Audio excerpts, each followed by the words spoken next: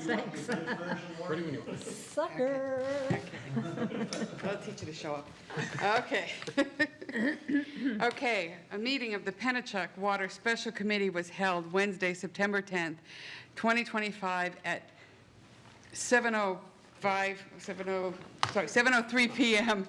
in the Aldermanic Chamber. Let's start the meeting by taking a roll call attendance, please. Alderman O'Brien. Not here. Sorry, I crossed out the wrong alderman. Alderman Govea is here. Alderman Jetty is not here. Alderman Moran. Alderman Klee. I'm here. And Alderman Moran had reached out to me and told me he could not make it. And so that we can make quorum tonight, Alderman at Large, Lori Wilshire will be sitting in. So Alderman Wilshire, you are here? I'm here. Okay, and thank you so much for coming to rescue us today. Also in attendance, we have Chief Executive Officer John Boisvert of Pennichuck, George Torres, and I am so sorry, I'm forgetting your name. Chris County is also here. And we will be having you come up in a moment to speak. Is there anybody here for public comment? Seeing none. Communications? From John Boisvert, Chief Executive Officer, in regard to Pennichuck Corporation quarterly report to the sole shareholder from the quarter ended March 31, 2025. Next communication from John J. Boisvert, Chief Executive Officer, Pennichuck Corporation, quarterly report to the sole shareholder for the quarter ended June 30, 2025. Third communication from Office of Corporation Counsel in regard to R-25-199, authorizing Pennichuck Water Works Incorporated to issue bonds in the amount not to exceed $99 million. Thank you. There being no objection, I will accept the communications and place them on file. Without objection, I am going to suspend the rules to allow for communication that was received after the agenda was prepared. Mr. Clerk? From the Office of Corporation Counsel in regard to R-25-209, authorizing Pennichuck Corporation and Pennichuck Water Works Incorporated to increase the loan from the State of New Hampshire PFAS Remediation Grant Fund and Loan. There being no objection, I will accept the communication and place it on file. Unfinished business? There is none. New business resolutions. R-25-199, authorizing Pennichuck Water Works Incorporated to issue bonds in the amount not to exceed $99 million. And the motion? And I will make a motion to recommend final passage. Okay. Without objection, I will suspend the rules to allow for an additional resolution that was received. Oh, sorry, I'm just kind of jumping. Yeah, Yep. Let's do this one first. I apologize. Gentlemen, would you like to come up and take a seat? Let me bring this one up here. This is 199, right?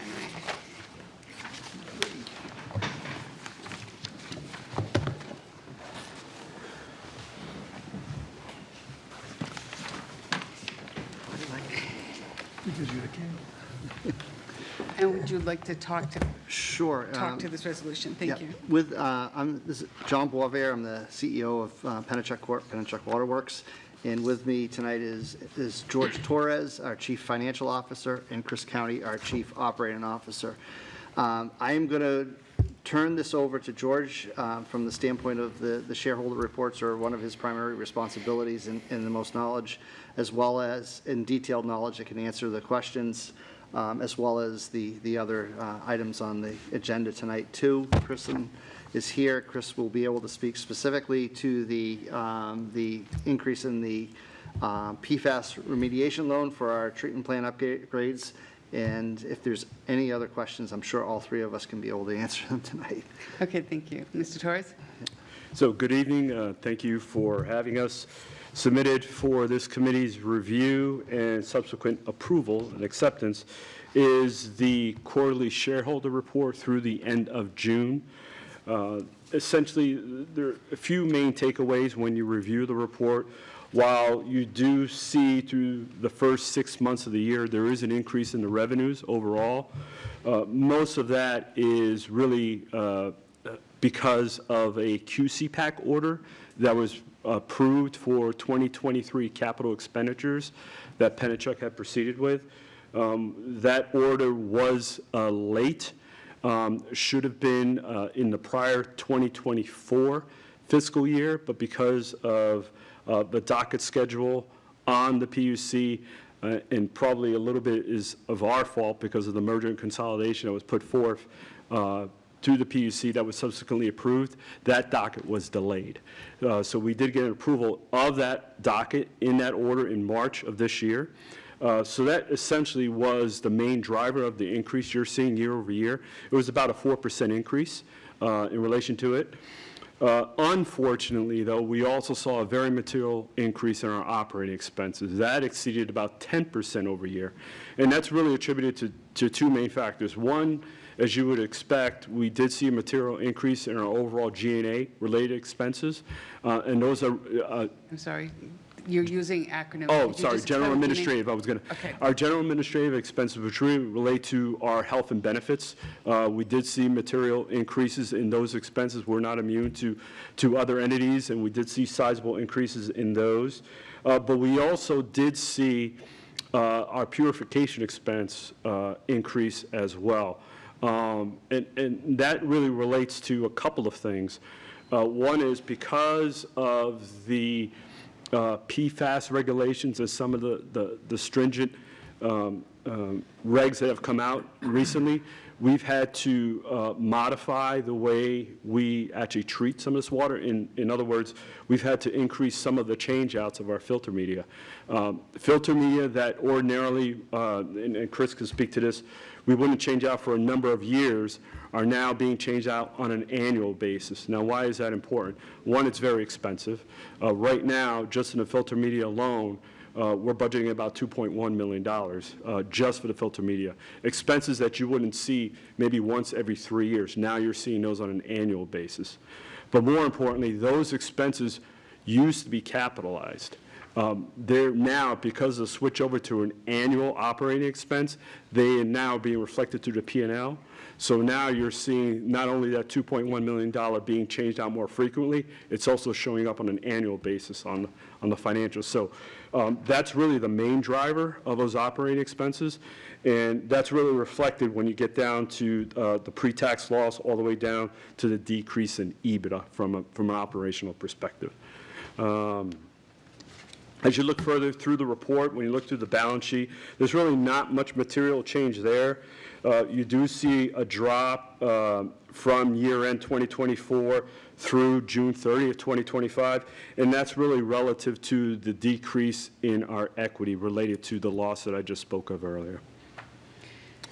And then finally, when you get to our cash flow statement, the decrease in the cash flow from June 30 of last year through June 30 of this year is really relegated to two things. One is the increase in the loss that I spoke of earlier, year over year, but you're also seeing a timing issue related there.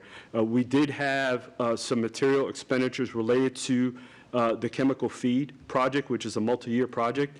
While we expected to be reimbursed much earlier than anticipated, we did not get reimbursement from DES till August of this year, and that was a $1.8 million reimbursement. So that's also reflected in a decrease in cash there year over year. But overall, everything is as expected, and I'm willing to turn it over to Chris or John for any specific questions. Yeah, Chris, if you could talk just a little bit about the carbon change out and that process, that would be helpful. So, are you all familiar with PFAS, Chris County, COO? PFAS chemicals are, as we've probably all heard in the news lately, are one of, or 4,000 or so chemicals that are produced and were produced by large corporations starting in World War II. And there are certain PFAS chemicals that are regulated as drinking water standards currently through the New Hampshire DES, Department of Environmental Services. PFOA, perfluorooctanoic acid, is the primary contaminant that we're concerned with, and it's what has been, problematic in Merrimack, and we're detecting it in the Pennichuck Brook system above the current state standard of 12 parts per trillion. PFOS, which is another PFAS chemical, is also detected at levels above the current state standard. They are also going to be well above the proposed or currently promulgated, they're in the law but they just haven't been, the timetable is ticking for the federal standard, which will be reducing those to 4 parts per trillion. So the method of treatment that we've chosen, and we're lucky to have it, is granular activated carbon in our filters. We had originally placed that material in our filters for taste and odor removal constituents that are in raw water. We've been using carbon at the treatment plant since the mid-90s. And historically, we'd be replacing it at 5 to 7 year intervals because that's when we would see breakthrough of those taste and odor compounds. PFAS is treated and removed through the granular activated carbon, but it has a shorter lifespan in its ability to absorb that material. 12 to 18 months is what we're seeing. And so that's why we've chosen to replace it on an annual basis, add it into our annual operating costs so that we can not only continue to maintain compliance with the state standard, but it also allow us to be compliant with the federal standard that will be in effect right now in 2029. It should become in law, or we'll have to comply with it. Question if I can. Yes, please. Thank you, Madam Chair. Just talking about PFAS and the PFAS numbers inside of the water, when we test our water before going into the filters, are those PFAS numbers, do we notice, are they increasing? Are they stagnant? Where do we stand right now? And this would be before we filter, obviously. Yeah, it's a great question, because we've seen it in groundwater, in certain groundwater systems, we've actually seen it increase. Seems to be a plume, if you will, that's moving through groundwater. We see it seasonally increase because of the dilution factor. And so it seems to be in the base flow or the groundwater flow that supplies the ponds themselves. And then when we have higher levels of runoff, and so you have a greater proportion of water that's coming from rain events and runoff, the levels will decrease because we're having more dilution. The river, the Merrimack River, which is another one of our primary supplies, has been consistent around the 2 to 3 to 4 parts per trillion of PFOA. And so that's why we also favor that source to extend the life of our carbon. We've seen levels of PFOA in the Pennichuck Brook ranging from 15 to as high as 30 parts per trillion. Thank you. Yep. I have a question for, I'm raising my hand. I'll call on me now. I haven't been doing this very long. I'm going on 8 years here. So the question I have is the water from the Merrimack, as we're bringing it to you, filters through the brooks, correct? So No. No, it does not. Okay. Right. I didn't think it did, but then I had made that kind of comment before, and someone corrected me afterwards and said, when we pull the water from the river, we filter it through the brooks before it gets to you. Well, So when I just heard you say that, I'm like, okay, so are we adding PFAS before it's Yeah. getting to you? I was a little concerned by that. So historically, that our river source, we began using the river Right. in 1984. Right, And historically, it was conveyed into what's called Bowers Pond. right, And that flowed through Bowers Pond to Harris Pond to our intake. right. In 2000 and mid-2010s, 15s, and so forth, 17, I think, is when it was completed.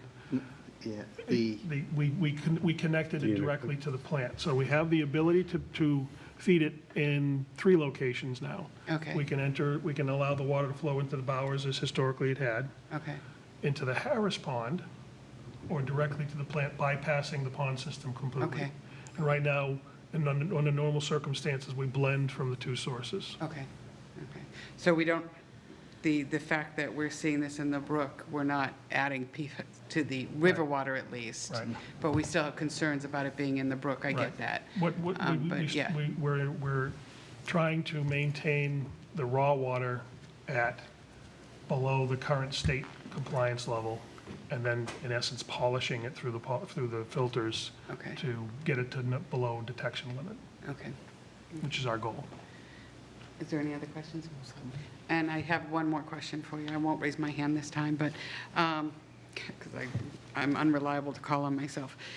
So this resolution that we have in front of us at this moment, asking for the borrowing up to 99 million, that is an increase of what we've done in the past.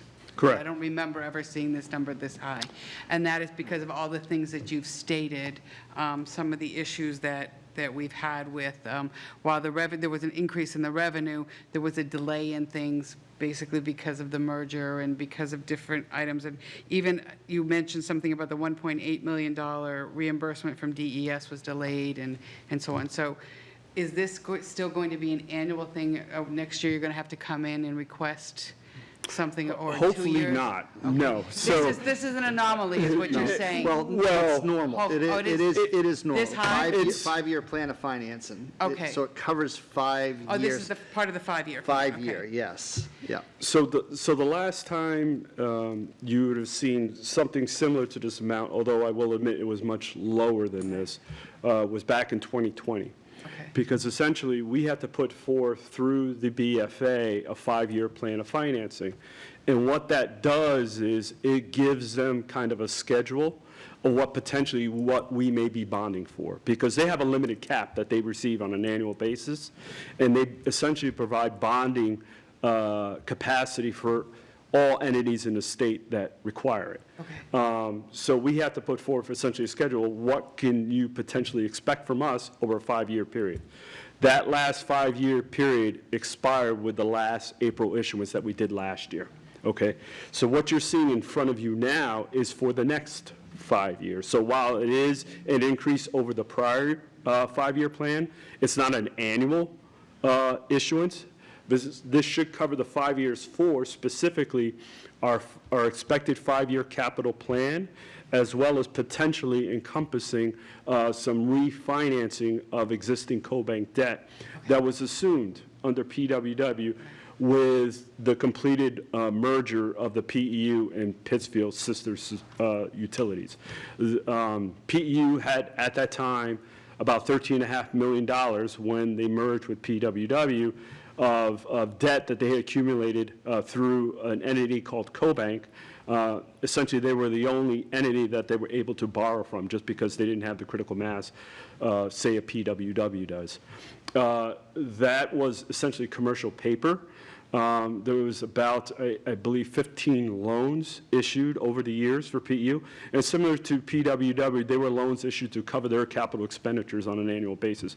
Where PWW has the ability to bond annually, PEU did not. So they had to go through the private commercial market, which is through CoBank. Now, why would we consider refinancing that debt?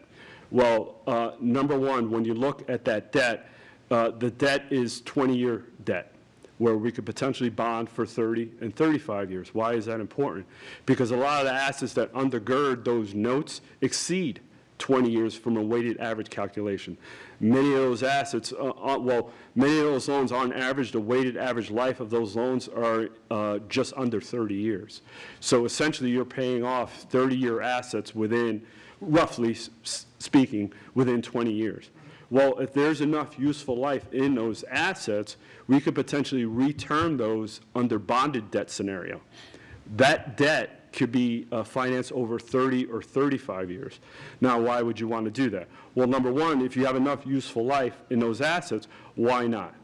My predecessors spoke of generational inequities before, where essentially you have ratepayers that are paying for assets that are no longer on the books, and then you have the converse, where you have ratepayers are not paying for assets that are still useful. So that kind of shares the cost in that regard. But just as important is you're able to potentially generate cash flow savings to our ratepayers.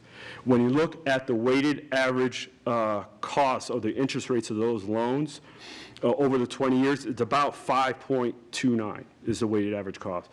We just recently bonded at an all-in rate of just over 6%. So even though it is slightly higher on a bonded rate percentage, when you extend that over 30 years, it actually equates to some material cash flow savings on an annual basis to our ratepayers that would actually flow down through our rates. So that's something that we wanted to encompass in this 5-year plan of financing, because ordinarily what you would have seen in any 5-year plan is just the capacity for us to do our 5-year capital. We looked at this as an opportunity to also include the potential refi of that co-bank debt to hopefully generate some additional savings to our ratepayers.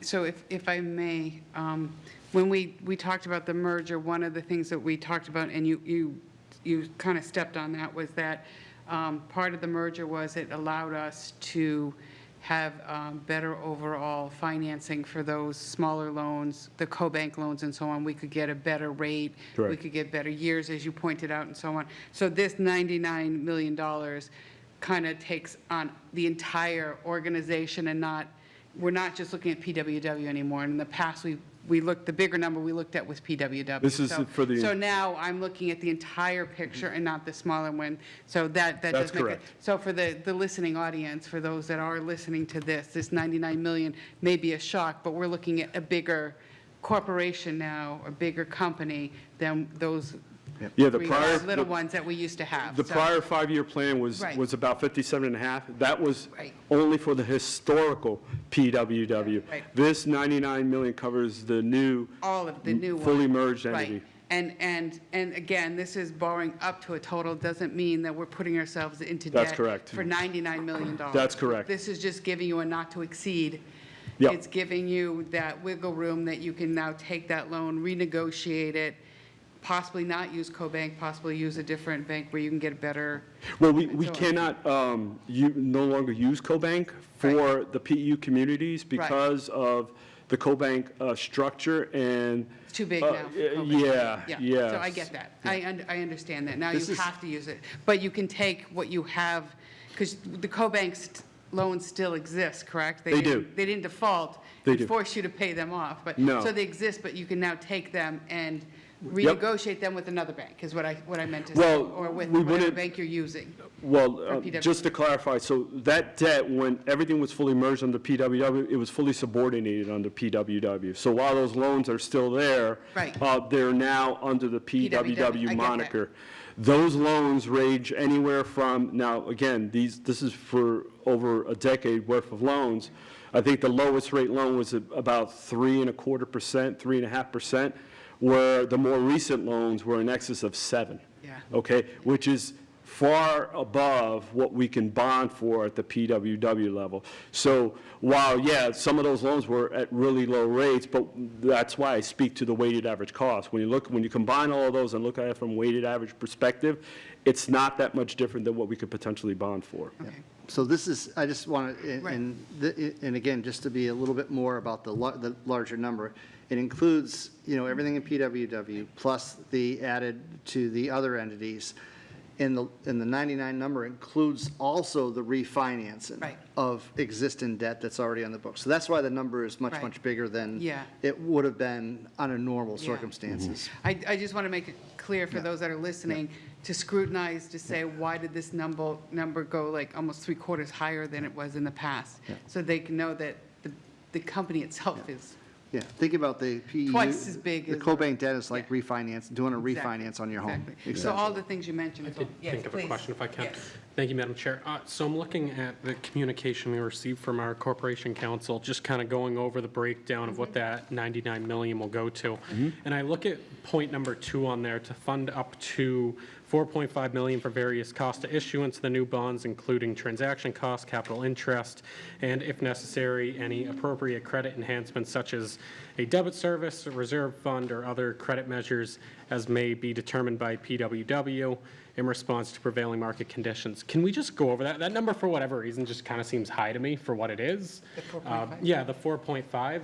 Sure. And that's just me kind of eyeballing it and looking at it. It just kind of stood out. It seems a lot of money for the issuance of the bonds, but So while that $4.5 million may seem extraordinary, that is typically in line over a 5-year plan. While it is a little bit higher than what you would seen under the prior 5-year, ordinarily any year when you go to market, it's pretty expensive to go to the bonding market. It runs in excess of 300,000 up to $500,000, depending on how much of an issuance.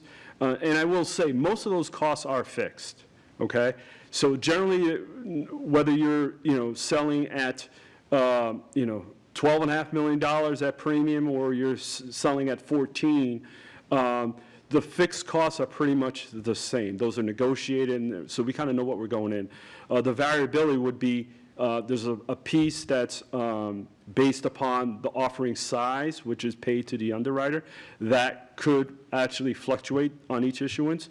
But there's about $500,000 a year allocated just for the cost of issuance alone.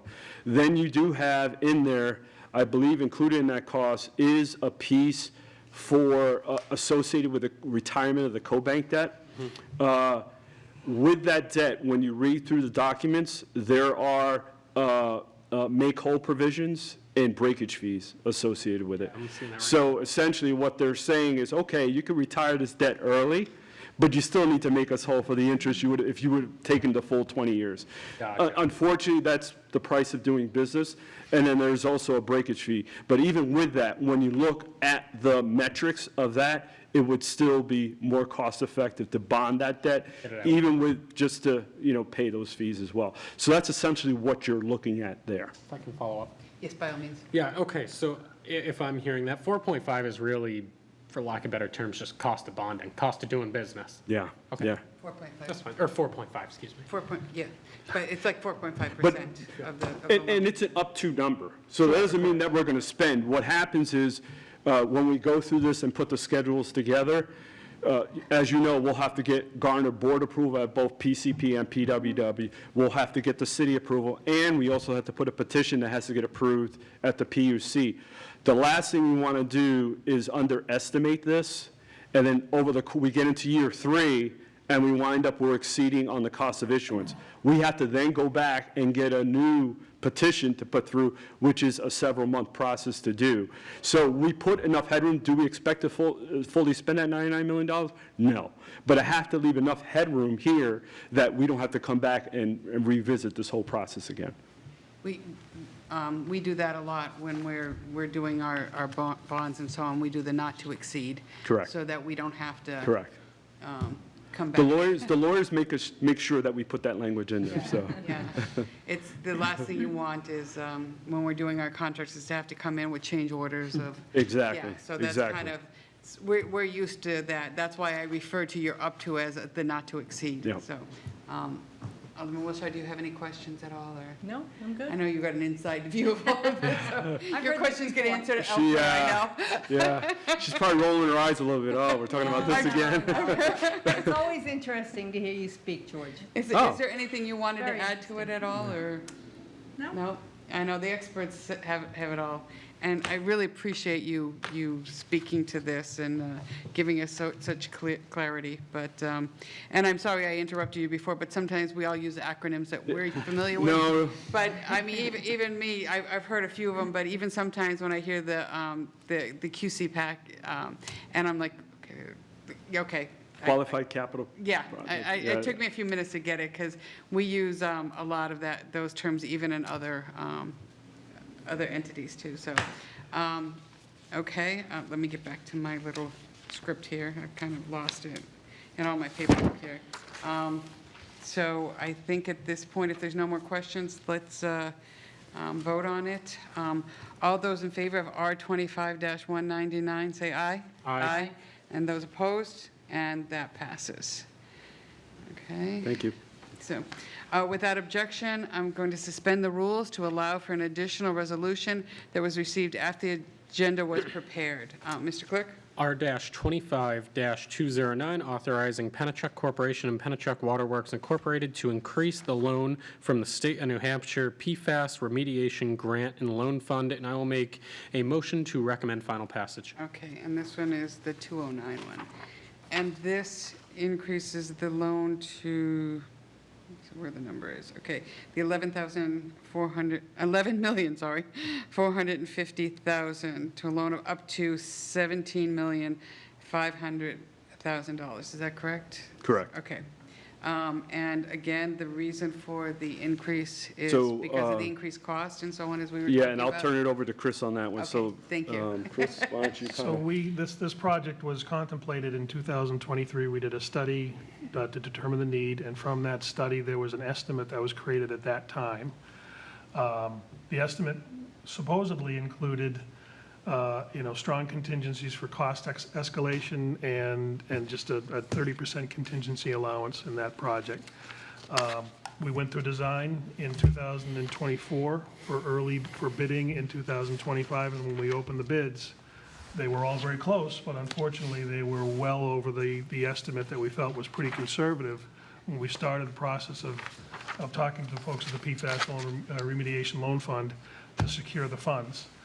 We had closed on that loan document in '24, and so once we received the bids, we knew that we had to amend that. Fortunately, they have the funds available, and they've given us the approval to go ahead and increase that amount. It includes a strong contingency. We hope we don't have to actually borrow that amount, because there's $1 million contingency allowance in that for unforeseen circumstances, change orders. But it's important to note that the scope of the project itself never really changed. In fact, we scaled it back a little bit. We did some internal value engineering to see if we really needed to do some of the things that were proposed. We scaled down the size of the building, but still, it was competitive bidding, and that's just the market that we're seeing right now for construction projects. Can I ask you to explain the $1 million contingency? So we were advised, because we don't want to be in a position where we don't have enough funds to complete the project. And so we were advised to ask for an additional $1 million by our engineer, just for, again, for those unforeseen circumstances of ledge or something else that creeps up in the project that we have to take care of in order for it to be completed. But if we don't need it, we won't use it. Alderman Yeah, I Dodd think- calls those the unknowns unknowns. Yeah, and also, I think the DES, we're encouraging to say, hey, if we're going to have to come back, let's make sure you have enough in there, and, so we don't have to go through the whole, because this will require governor and council approval as well, and so a number of processes. So they wanted to make sure, say, we have it, put it there, if you need it, you use it. They would have to approve the use of those funds regardless anyway, so. Right. And I just have one quick question, and then I believe Alderman Govea does too. This, again, is an up-to loan, so it's sitting there in an account. It's kind of like a home equity loan type thing. It's just sitting there. You use it as you need it for this project.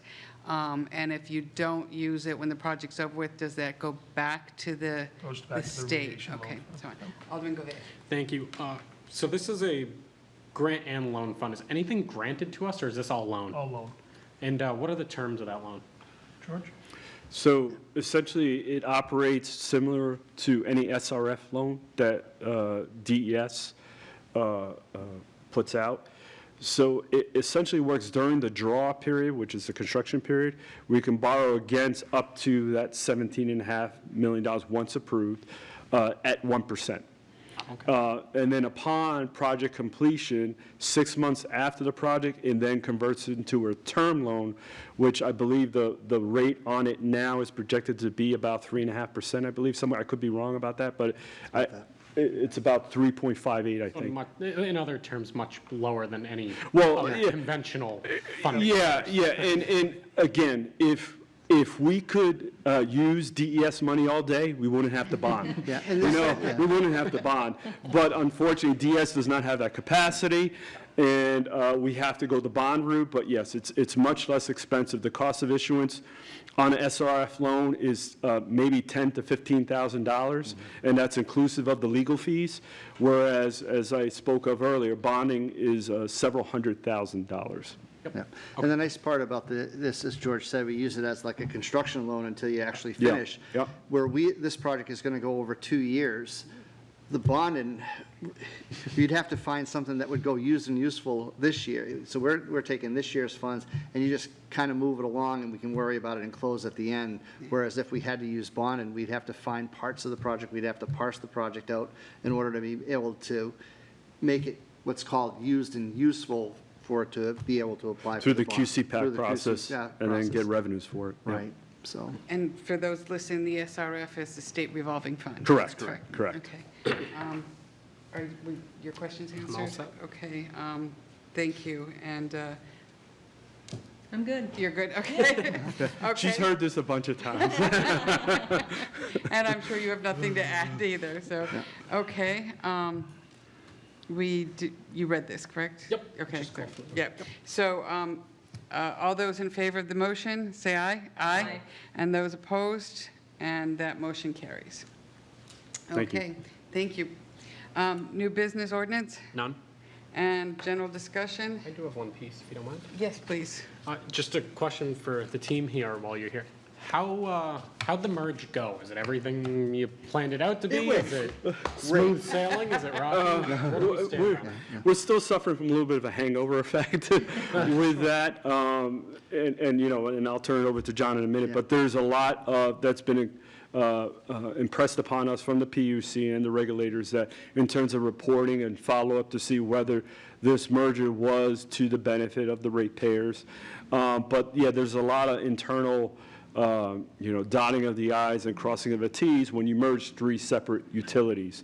It sounds a lot easier than it actually is. But essentially, we've been reporting as a merged utility as of the beginning of March. Even though the order went effective January 28th, it had a cure period. So essentially, that order went to effect the 1st of March. And the former utilities known as PU and Pittsfield are now encompassed under the PWW umbrella. no, and I think George's, his statement was good. It's just working out the details now. We know we have to do reporting. Okay, what's the structure of the reporting now? What kind of information? How do we have to readjust the way we move data and information around? It's the normal, kind of like the normal headaches, and I can always tell when, it's how you make the sausage, so to speak, to be able to produce the result. And I think sometimes when you see the heartburn, it's because they're trying to figure that out, because systems were designed for something, now we're changing them around. A lot of internal stuff. I think it's been, when I look at the surrounding communities, I think there's a lot of people that still realize that it really never happened. And those involved, like in Londonderry and Litchfield, very, very much aware. But for the most part, I think it was we did get a few phone calls. A few phone calls. Yeah. And I think it's important to note that unlike other mergers where you might have been able to consolidate the accounting, or consolidate customer service from the two different companies, it wasn't like that. We're still doing the same amount of work. It still costs us the same. We're still seeing those price hikes in power, and we'd always been able to take advantage of economies of scale, even with the three separate entities. Ultimately, how it was proposed and why it was ultimately beneficial to the ratepayers is that lower cost of financing for capital, availability of capital for Pittsfield in particular, we had no ability other than an intercompany loan to finance capital improvements up there, which are needed, and also to eliminate the costs of rate cases that are promulgated on an annual basis. Prior to, we would do PWW followed by PEU followed by PAC in consecutive years. Now we only have to do PWW every 3 years. And so there's some savings there, but it really was, that's where the benefit will be in the long term, in the lower cost of capital financing, and again, availability. But, if I may, the savings that you suggested there, none of those have been realized yet because those are future. So the refinancing, the going into the PUC for those rate changes and so on, you haven't had to do that yet. So the ratepayers aren't seeing that. The only thing the ratepayers have seen is that change in the rates. So you had that lower rate. Right. So the ones that were paying the higher rate actually probably saw a big So- jump, and people like in Nashua, the ones that used less probably saw that drop, and so on. The ones that used a lot probably saw an Yeah, increase. So just for those that are listening that are saying, no, mine went up, that's because they're probably using more watering this summer and so on, because we had a drought. Right, so I'm a perfect example. I Yeah. live on Edith Ave in Nashua, and Yeah. I have an irrigation system. Right. But my normal consumption during the winter time is 500 to 600 Right. CCF per month. So my bill in that time period stayed level with what it had been before. Right. And that's what we had testified to in the proceedings. When I get it, when I'm watering more this summer, I'm getting above 7 CCF. I'm now in the 11 range. So that 7 to 11 portion of my bill is now at that higher rate. Right, And so that's where the difference is in my bill. yeah, and I saw the same thing in mine, Yeah. so, yeah. So, but if I can just point Sure. one thing out, there has also, outside of what a customer may see on their billed consumption, there's also savings from a capital perspective, because this bond issuance that just occurred in April, that encompassed all of the PEU capital, okay, which at a much lower rate than what they would have attained under CoBank, because that would have occurred, we were closed out that CoBank debt right around in October, and that potentially could have exceeded probably 7% when we just bonded at just over 6. So there is tangible benefits occurring now, just unfortunately, they'll have to wait to see to the next rate case that we file in order for that to be picked up. So there is saving that's being garnered as we speak. It's just that they're not seeing it in their pocketbooks yet. That's what I want for the people that are listening to hear that. So we're banking the savings, it just We hasn't are. happened. Hopefully it will happen. It doesn't mean things are going to go down. Right. And I I want wanted people to to make that understand clear. that. Things are not going to go down, they're just not going to go up as high as they might have if we hadn't done this. Right. And that's the point that people need to Right. hear. Yeah, and I think the so on. point here is rate stability. Yeah, It just right, brings- exactly, and that's a good thing to hear and so on, and I apologize if I Oh, no cut you worries. off. Did you have another question? Yes. Just more of a comment. So at the end of the day, the juice is still worth the squeeze. Yeah. I like the analogy. I like the analogy. Yeah, it took a long time to get there, you guys did a lot of work on that, and a lot of It good was a negotiation. team effort from happened. everybody, Yeah.